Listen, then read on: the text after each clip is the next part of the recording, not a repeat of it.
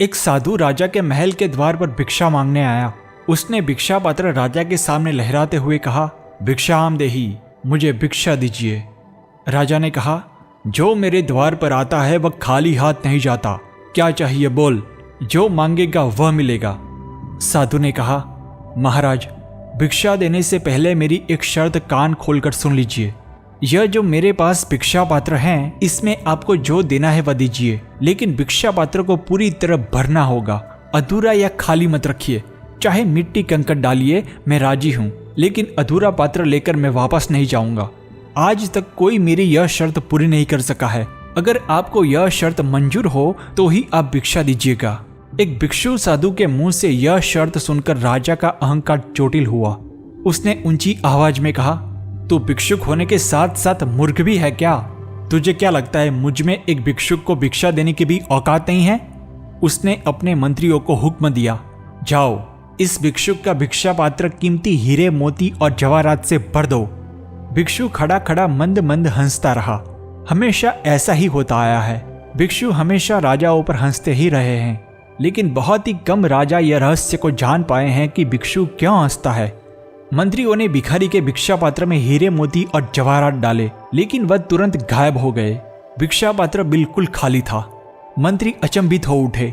राजा के मुख पर की हंसी गायब हो गई, जिसे देखकर भिक्षु हंसने लगा। राजा का गुस्सा और भड़क उठा। उसने चिल्लाकर कहा, इस भिक्षा पात्र को भरने में मेरा खजाना खाली हो जाए तो भी चिंता मत करो। मैं इस 2 कौड़ी के भिखारी के सामने हारने वाला नहीं हूं। मंत्रियों ने खजांची से हीरे मोती और जवाहरात मंगवाए। भिखारी के भिक्षा पात्र में हीरे मोती और जवाहरात डालते रहे, लेकिन भिक्षा पात्र खाली का खाली। सुबह से शाम तक भिक्षा पात्र भरने का काम चलता रहा। यह खबर पूरे नगर में फैल गई। इस अनोखी घटना का साक्षी बनने के लिए दरबार में लोगों की भारी भीड़ उमड़ने लगी। भिक्षा पात्र लेकर खड़ा भिक्षु हल्के से हंसता रहा और राजा दोनों हाथों से सिर पकड़कर स्तब्ध हो गया। हीरे जवाहरात खत्म हो गए थे। अब मंत्रियों ने तिजोरी से सोना चांदी लाकर भिक्षा पात्र में डालना शुरू किया, लेकिन भिक्षा पात्र जैसे अलौकिक था, वह भरता ही नहीं था। जो कुछ भी उसमें डालते वह पल भर में गायब हो जाता। आखिरकार राजा के सभी खजाने खाली हो गए। अब राजा ने भिक्षा पात्र में अपना हीरे जड़ित सोने का मुकुट, मोती की अंगूठी और सोने की माला डाल दी और खुद भिखारी बन गया। अंत में वह भिक्षु साधु के चरणों में गिरकर बोला, मुझे क्षमा करे साधु महाराज, मुझसे भूल हो गई। मैं आपकी शर्त पूरी नहीं कर सका। मैं अपनी हार स्वीकारता हूँ। अब मैं आपसे एक विनती करता हूँ कि जाते जाते मुझे इस भिक्षा पात्र का रहस्य बता दीजिए। भिक्षु साधु ने हल्के से हंसकर कहा, यह भिक्षा पात्र मनुष्य की खोपड़ी और वासनाओं से बना है।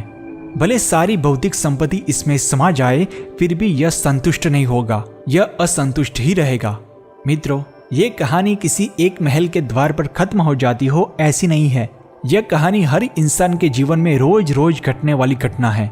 हम सब अपनी अपनी खोपड़ी के भिक्षा पात्र को भरने में लगे हुए हैं, जो कभी भरता ही नहीं। भिक्षा पात्र मनुष्य के लोभी लालची मन का प्रतीक है। भले हमें दुनिया की सभी सुख सुविधाएं मिल जाएं, फिर भी हमारा लोभी मन असंतुष्ट ही रहेगा। उसकी मांग दिन ब दिन बढ़ती ही जाएगी और एक दिन अमूल्य जीवन का अंत आ जाएगा।